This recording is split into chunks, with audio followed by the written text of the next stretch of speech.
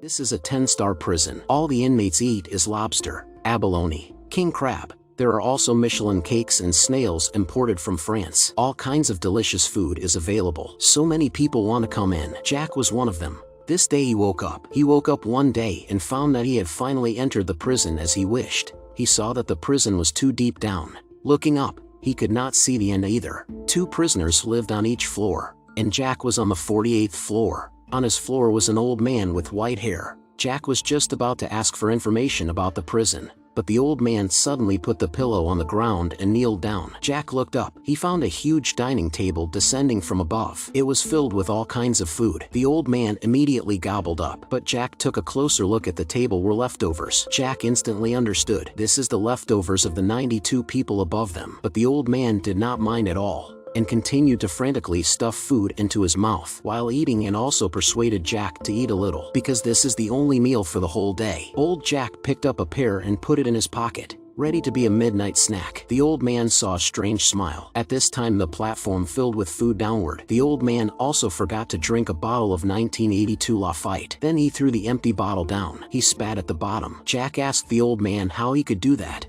but the old man said it didn't matter. The people down there are going to eat it anyway, and the people up there must have done the same thing. Suddenly Jack felt the temperature rise sharply. The old man explained that once the table was lowered, no more food could be left. Otherwise they would either die of heat or freeze to death. Jack hurriedly threw the pears down. At midnight, with a loud bang, the platform quickly rose to level 0. The next day, the old man continued to gobble. Jack still refused to eat the leftovers of others. The pain is just curious to know how many layers there are in total. The old man said he didn't know either. He had only been to the 132nd floor. He thought it was terrible. When he got there, he couldn't even find a single grain of rice. Jack immediately came up with an idea. We could ration the food for the people up there. The old man replied with disdain. The upper class won't listen to that kind of talk. They only do what they like. That day the table was lowered again. There was a woman, Dominique, sitting underneath. In addition to the food, Jack offered to greet her. Dominique didn't say a word.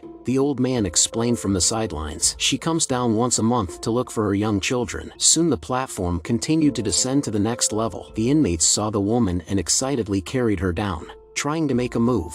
Jack shouted, but there were 6 meters between floors. He didn't dare to jump, but soon his concern turned to surprise, because the screams were replaced by men's voices. The woman with the knife was seen climbing up the platform again. She killed the 2 men and continued to descend. With time running out, Jack was hungry and couldn't stand it anymore. He could no longer care less about face and dignity, and together with the old man began to enjoy the food. They lived happily together for a month. That night the old man smelled the smell of narcotics. It was time for the once-a-month transfer to begin again. But Jack did not know. Something that would scare him for the rest of his life was about to happen. When Jack opened his eyes, he found himself tied to the bed, unable to move. He shouted like a madman, but the old man on the other side said wickedly, "No one will come to save you." It turns out they were assigned to the 172nd floor. On a floor like this, there are no leftovers. Either you eat or you get eaten. All kinds of screams started to ring out. It seems that the same thing is happening on many floors nearby. There are people who are too painful to choose to jump to end their lives. Soon the table was lowered again.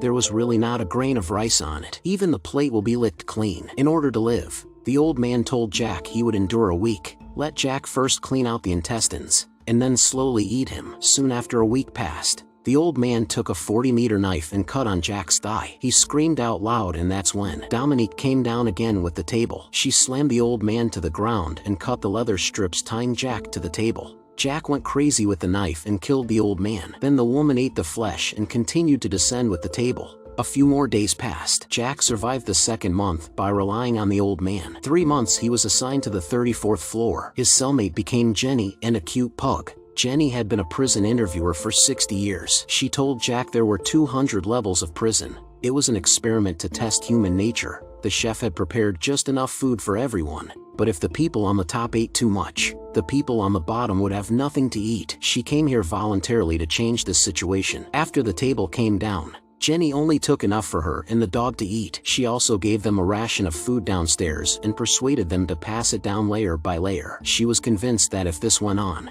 no one would ever starve in prison again. But the people downstairs were already hungry. They didn't listen to the woman. Half a month, Jenny never succeeded in persuading. Until this day, Jack could not stand it anymore. He threatened to poop on the food if the people downstairs didn't do what Jenny said. The people downstairs immediately gave in. By the time the table came down again, Dominique collapsed on it. Jack rushed to bring her down for treatment. In the night, he is suddenly awakened by shouting. He saw two women fighting.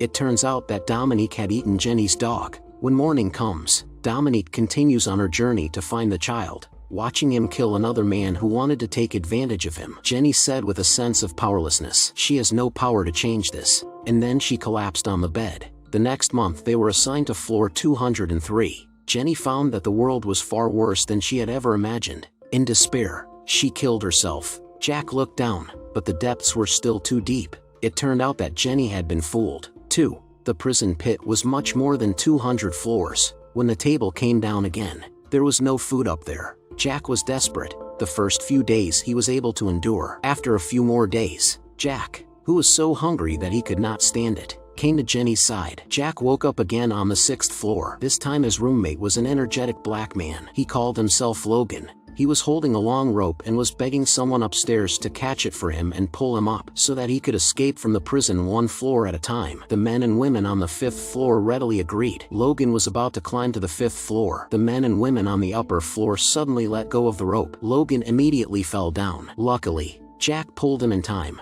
so he was able to save his life. Logan was very angry. The rope fell into the abyss, which meant that his escape plan was a complete failure. Just as he was desperate, the table came down. The food on it was largely untouched. Jack ate for a while, and the table descended again. Jack saw that the people on the 7th floor had started to trample on the food. He decided to change all that. He told Logan about his plan. They could follow the table all the way down and control the eating on each level to make sure everyone had something to eat and didn't starve to death. They would keep just one piece of cake and send it to the top in one piece. Let the managers know that someone is trying to change the world. Logan agreed. They acted immediately. They made 2 weapons from local materials. Dismantling the beds, they followed the table down through the tiers. At first they didn't allow anyone to eat. The prisoners, who had been fed every day, were cooperative, but as they went down quickly, the hungry prisoners went a little crazy. They had to start using violence. From the 51st floor they began to distribute food, but also began to see all kinds of corpses. Suddenly, they heard the screams of a woman. It was Dominique, who was looking for her child. She had been arrested and ruthlessly murdered by Tom. Jack, who was late to the party, rushed over in anger to avenge her death. Logan holds off Mike for him, but they were too strong. When Jack and Logan managed to kill them, they were badly wounded, and they continued down, battered and bruised. One by one, the layers were more eerie and frightening. It was horrible, but they quickly finished their food. Only the cake was left as a token, but the table continued to descend until the 333rd floor. They found a little girl under the bed. She was Dominique's child. The table continued to descend, and there was no one left below, only an endless abyss, like a bottomless hell. He sees the girl staring straight at the cake and finally decides to give up the token and let the girl have her fill. The next day, Jack found that Logan had died of blood loss, so he put the little girl on the dining table, let her rush to the top with the table, and he went into the darkness of hell.